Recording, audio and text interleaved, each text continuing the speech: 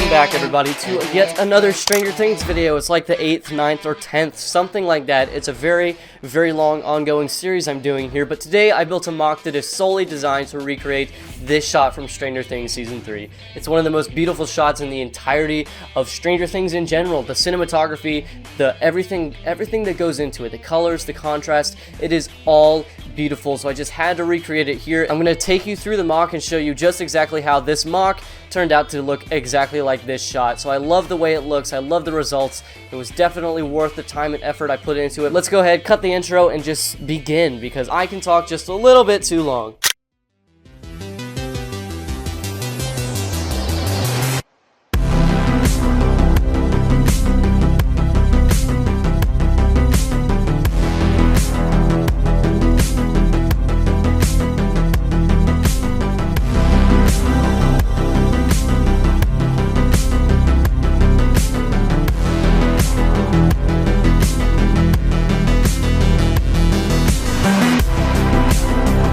Now, the main thing I focused on, like I said before when building this mock, was making sure I could recreate the actual shot. So I looked at a few reference photos here, and I tried to recreate this as accurately and as spaciously as possible to make sure I could fit the camera in the necessary portions to get the shot right. The freezer section behind 11 is pretty accurate. I do like this. I spent a little bit of time on this. The main thing I wanted to focus on was making sure there were some Eggo boxes because she loves Eggos. She sat in front of them, and that was in the shot.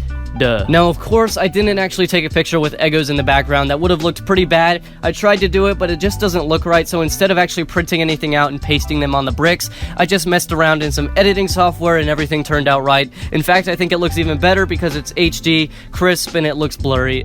Just simple stuff like that. Sitting in front of those freezers are some blue bins that have some apples and watermelons. You see those in the convenience store, or is this a gas station? I don't know. I just filled those things up with some fruits and some goods and stuff that would just go in those bins inside of produce and everything like that, and then I just put Lucas and Max directly in front of that because they are in the shot, but they're not the only ones that would be here. I just didn't include everyone because I couldn't. And then the final thing I included was just the blood bowl and the fireworks that 11 uses to clean her leg. Not the fireworks. The bowl of blood, the towel, and the medical supplies, that's what Max used to clean her leg, not the fireworks. But the final thing to make this shot complete was actually making an 11 minifigure. If you're wondering what I used some apple barrel paint. Now, the beauty about these apple barrel paints is that they're incredibly cheap. They're 97 cents per bottle. All I did was use these things to paint 11. Incredibly cheap, incredibly affordable.